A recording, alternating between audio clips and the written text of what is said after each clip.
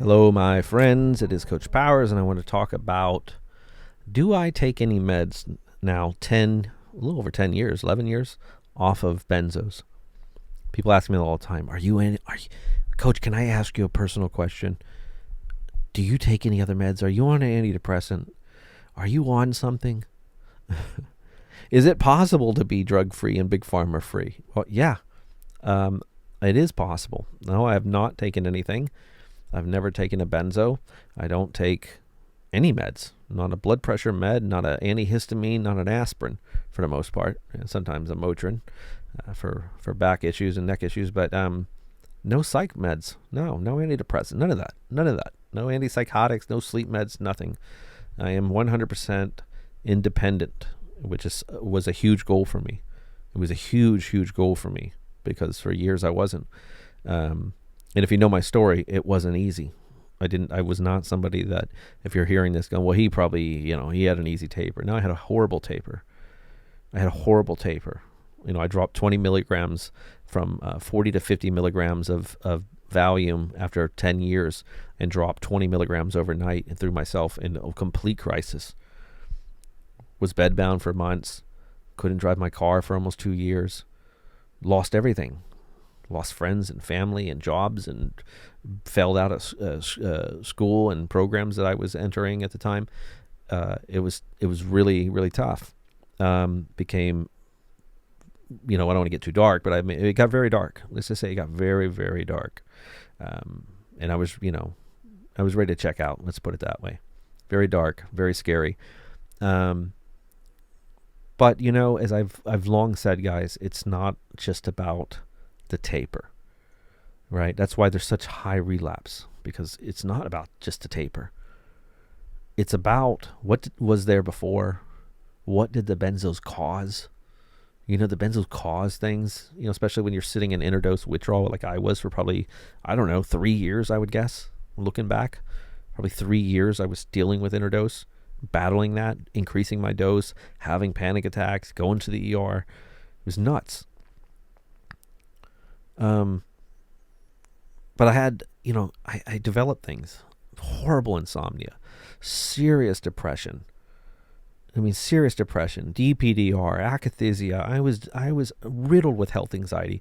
I'd have 4 or 5 panic attacks a day. I got amazed that a person could have so many panic attacks.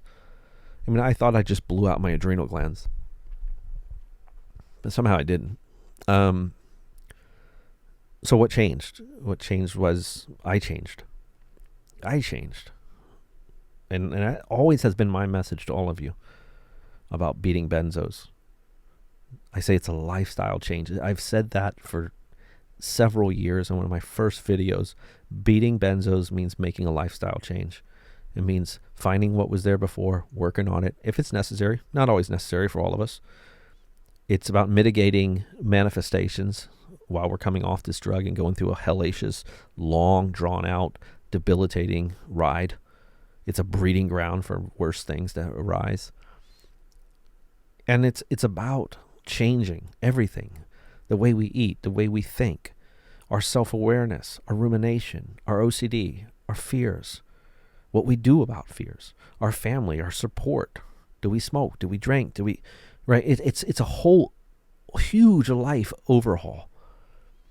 Of course, it doesn't have to happen overnight. We have lots of time to gradually make this process and round this corner. But that's what I think it looks like. And after all these years, that's what saved my life, I truly believe. Now, I'm not going to lie to you. Do I still have anxiety? Yeah, I get anxiety. Sometimes I have trouble sleeping. Sometimes I feel down.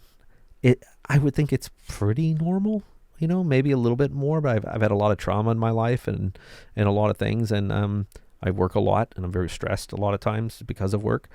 But all in all, I think I'm in a better place now than I was before benzos. I can say that.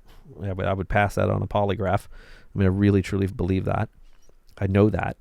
My life is better now, for sure. So, again, I could have made this a quick 1-minute video and just said, yeah, I'm doing better, great.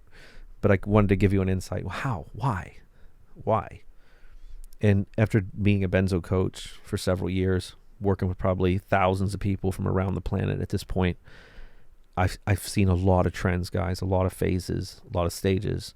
And I can tell you the trend of people that got better the best. I mean, the people that really healed, the people that were able to stay off the benzo, the people that facilitated their recovery. These were people that were like myself. I think they saw the big picture and said, I need to make some real big changes and I need to get serious, damn it. My life depends on it. I need to get serious. I mean, it's one thing if you got like high blood pressure and you keep talking about, well, I need to lose a few pounds. I need to lose a few pounds. Well, once you have that first heart attack, let me tell you, you're going to make some real changes after that. Oh boy, it's going to get a lot easier, because you're going to be afraid. You're going to be terrified. Your life depends on it. Well, see the point now. Make the changes now. Don't wait for crisis. Right? I mean, if we could only all do that, God, how much our lives would be better in so many ways. I mean, that is the pain in the divine comedy of being a human being, that we somehow never figure it out till it's too late. It's always hindsight, but I digress, guys. This is a pretty serious thing. I believe benzo is a pretty serious thing, benzo withdrawal and recovery. And that's my story. If you want to hear my full story, what I went through, how I came out of it, I have that video on my channel. It's about an hour long. I break it down in pretty good detail.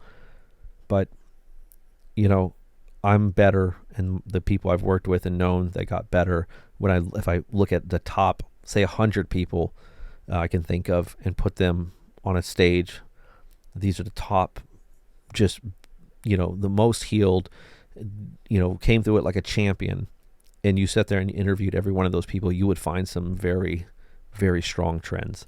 And it would be along the lines of exactly what I'm talking about here. They made a lifestyle change. They changed.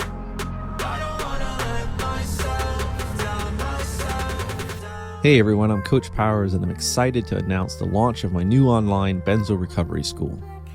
The school launched with Module 1 and will have a total of 4 modules, each module with a dozen or more video lessons. Here are some contents in Module 1. This creates the basis for my recovery program. If you know anything about my approach to benzo recovery, you know I'm a bit different than other benzo coaches in that I do not subscribe to the lay and pray model of recovery.